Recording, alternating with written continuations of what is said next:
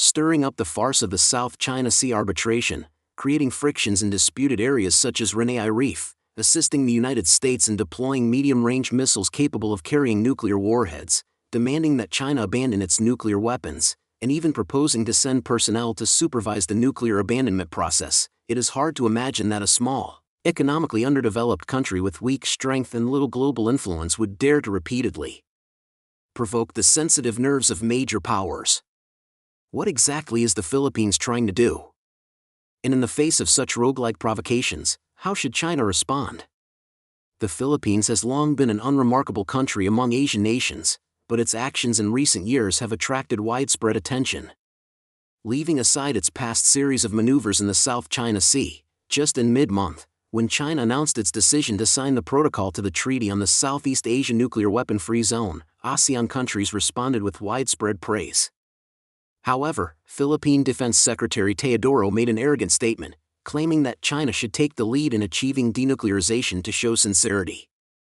This demand was directly dismissed by international nuclear issue experts as contradicting basic common sense. Requiring nuclear weapon states to commit not to threaten the use of nuclear weapons is by no means equivalent to demanding they abandon their own nuclear forces.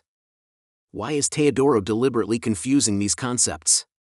The Treaty on the Southeast Asia Nuclear Weapon-Free Zone, also known as the Bangkok Treaty, originated from ASEAN's proposal in 1987 to establish a nuclear weapon-free zone. Its goal is to designate Southeast Asia as a permanent nuclear weapon-free zone, where signatory states are prohibited from testing, deploying, or using nuclear weapons within the region. The treaty was signed by the 10 ASEAN member states in Bangkok, Thailand, in December 1995 and formally entered into force in March 1997. Later, to ensure the treaty's effectiveness, ASEAN countries requested the 5 permanent members of the UN Security Council to sign it, hoping that the P5 would commit not to use or threaten to use nuclear weapons against the Southeast Asia Nuclear Weapon-Free Zone. However, the United States has long refused to sign the treaty. This year, both China and Russia have agreed to sign the treaty, while the United States has once again continued to delay on the grounds of policy review. In other words, it is clearly the United States that is creating obstacles, yet the Philippines has chosen to jump out and bark unreasonably. I'm afraid no one would believe that there is no instigation from the United States behind this.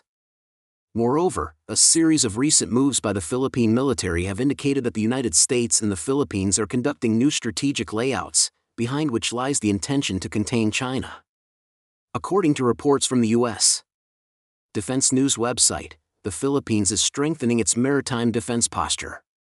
It has not only upgraded and built multiple new naval ports but also established forward operating bases in key sea areas. A spokesperson for the Philippine Navy stated that these upgraded or newly built naval bases are being prepared for the upcoming fleet. While renovating naval bases, the Philippines also plans to purchase a large number of naval equipment, including missile frigates, submarines, coastal patrol boats, and maritime supply ships. Recent news suggests that Japan is preparing to sell 6 second-hand or 5-class frigates that have been in service for over 30 years, as well as 5 multi-purpose fast-response boats, to the Philippines. South Korea will also deliver multiple light missile frigates to the Philippines. In addition, the Philippines plans to purchase 40 French-made fast patrol boats. It can be seen from this that the Philippines plans to enhance its naval strength by updating equipment and strengthen its presence in disputed sea areas. However, judging from the scale of the upgrading of Philippine naval bases, these places should be prepared for a more powerful naval fleet. The 28 forward operating bases that the Philippines plans to build and upgrade are basically located at key nodes of important maritime passages in the South China Sea. Moreover, the number of U.S. military bases available in the Philippines has increased from 5 to 9. In addition, according to the agreement between the United States and the Philippines, the U.S. military has the right to station troops, store military assets, etc. at some Philippine naval bases such as Balabac Island. The Balabac Island base is nearly 220 kilometers away from China's Hualien Island. It is obvious that the renovation of the Philippine naval bases was completed under the instruction of the U.S. military, which also shows that the United States is building the Philippines into an outpost against China. The purpose of renovating these bases is to dispatch various types of ships more efficiently and quickly to cooperate with U.S. military activities in the South China Sea. At this point, many people must be wondering why a small country like the Philippines is unwilling to get along well with its neighbors, but instead insists on colluding with the United States to stir up trouble. In fact, the Philippines is an outlier. On the surface, it is an Asian country. But we can completely treat it as an American country, or even as a state of the United States, and there wouldn't be much of a problem with that. Because this country has no culture of its own, after being colonized by Spain for over 300 years, it was then controlled by the United States for more than 100 years, with a few years in between being ravaged by the Japanese. However, it remains a Western-style democratic country on the whole, where Catholicism is practiced, English is widely used, and it has barely been influenced by Asian culture. The Philippines formally gained independence, and the United States ended its colonial rule, but these were merely superficial separations. The United States still secretly controls the Philippines in terms of politics, economy, military, and culture. In the early days of independence, the United States propped up a puppet regime and then manipulated Philippine politics by co-opting a large number of landlords and comprador classes. During this period, the Philippines and the United States signed a series of economic and military cooperation agreements. After World War II, the Philippines was in urgent need of funds for post-war reconstruction. The United States then provided a large amount of funds to the Philippines in the name of war reparations and economic aid. These funds, through U.S.-backed economic agents, flowed into the agricultural and sideline product planting and processing industries. The products produced were mostly exported to the United States, making the Philippines' economic structure deeply dependent on the United States. In terms of military affairs, during the colonial period, the U.S. military had already built numerous military bases on Philippine soil. Later, through puppet regimes, it signed a large number of military cooperation agreements, as well as the U.S. Philippines Mutual Defense Treaty. Within the framework of these treaties, the U.S. military can use 23 military bases in the Philippines without restrictions. Moreover, the number of U.S. troops stationed in the Philippines once reached 279,000, who could carry out military operations on Philippine soil without scruples. Such a large number of bases and garrisons actually mean that the United States controls Philippine territory. In addition, to prevent anti-American sentiment among the Philippine people, U.S. Capital also controls the media and various activity institutions. They spare no effort to promote the positive image of the United States and organize various public welfare assistance activities to gain the favor of Filipinos. The Philippine education system is also basically controlled by U.S. funds, thereby cultivating a large number of talents who identify with the American lifestyle, conform to American values, and meet U.S. needs. The political elites in the Philippines are basically from these groups, which is why there is never a shortage of anti-China voices in Philippine politics. Of course, not all Filipinos have been hoodwinked by the United States into being willing to fight for it. Most people are actually clear-headed and also think about the future of the Philippines. In the past, China and the Philippines had a period of eased relations, during which trade exchanges between the two sides increased significantly. In 2021, China became the Philippines' second-largest export destination and largest source of imports. Logically, the growth in bilateral trade volume should have been a good thing, but the problem just happened to lie in trade. How did this come about? As mentioned earlier, the Philippines' economic structure is deeply controlled by the United States. Its main export commodities are mineral raw materials and agricultural products, such as copper ore, nickel ore, and various tropical fruits, which have almost no added value. Meanwhile, what the Philippines imports from China includes semiconductors, electronic equipment, mobile phones, daily necessities, as well as processed steel and petroleum. These mature industrial products have a certain degree of premium but are all necessities. Therefore, the Philippines has long been in a state of trade deficit. This is actually caused by the severe imbalance in the Philippines' own economic structure, and the blame should be laid on the United States. However, Filipinos believe that it is the massive flow of resources and funds to China that has led the Philippines into poverty.